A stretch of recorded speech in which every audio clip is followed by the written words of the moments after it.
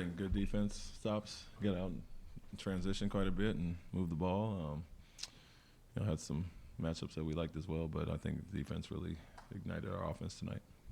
You had 7 guys in. Oh, sorry. So 38 points in the first half, 19-19, and so to your point, we guarded well and scored 31-32. So that's what it was. You had 7 guys in double figures. What did you think of the collective effort? Love the balance. Shots wise, I think we got 9, 9, 8, 15, 14, 11, nothing too high, and the numbers obviously. So and our men had 8 there. So. Love the balance as always, and the more we can get stops and play and not have to play call and get out and run, I think it's equal opportunity. It makes us harder to guard. You had talked about the team maybe playing more consistently after the last couple of games. What did you think about how it didn't really let off the gas for the whole game there? Yeah, it was a really good first half, like I mentioned, on both ends. So holding 2 19-point quarters and 31-32 for us. We're doing it on both ends there. I think other than the start of the third a little bit, they got some threes. It's offensive rebounds. We played a really business-like approach to it, and always going to nitpick a little bit and find something. But that start of the third was the only hiccup we had for the most part. Greg Popovich wasn't here tonight. Do you have any message for him or comment on that? And can you comment on your relationship or his impact on you? Yeah, I've talked to him and obviously care about him and his well-being. And just keep our private conversation what it is, and always looking forward to seeing him knowing. Hope and know he'll be doing well. You talked about a couple of games ago how you weren't worried about Fred's slow start to the season on offense. Can you just talk about how much of a benefit is to have a veteran like Fred who's never too high or too low, and how that helps the entire team? Yeah, I would think he has been around long enough to recognize that good shots are going to fall eventually, and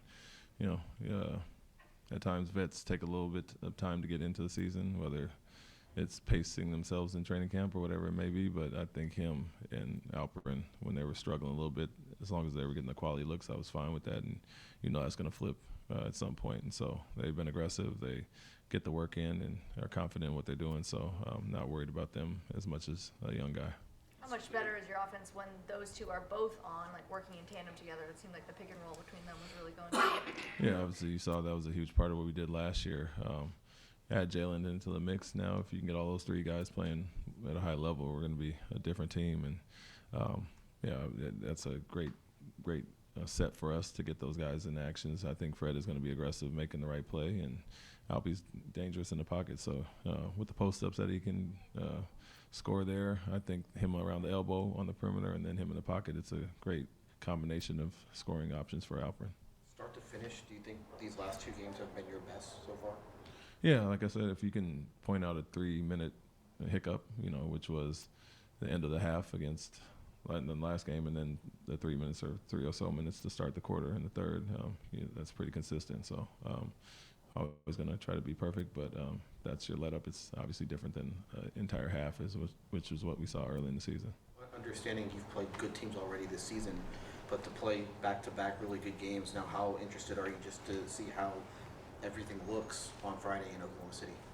Yeah, I mean, the opponent is, obviously there's game plan specifics and personnel and all that, but when we are so up and down like we were, I was less concerned about the opponent and us doing what we need to do and improve in those areas. And so, yeah, it'll be a big challenge. I mean, they are one of the top teams, but, we've played them quite a bit and played them well at times last year, so we're confident what we're doing as long as we're doing the right things. You got a chance to get some of your guys who don't normally play into the game tonight. How good did that feel, and how difficult has it been to, keep some of those guys motivated, knowing that you have so much talent to, in your rotation?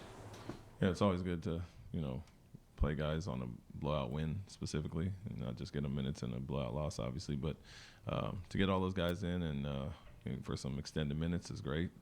But they did play quite a bit in Golden State and helped us kind of spark that comeback. It's a tough job, and it's part of being a professional. I've been through it as a player, and I always have to be ready for when your number is called. But it's when you're 14 deep, and it's going to be a thing. We're playing 10 at times, 9 at times, and so there's going to be some guys that are obviously unhappy. But the big message is stay professional, go about your work, and it's a long season where things happen, and you're always going to get an opportunity. So it might be easier for the vets who've been around. It's more so than young guys, but that's our job to keep them motivated and them see the big picture.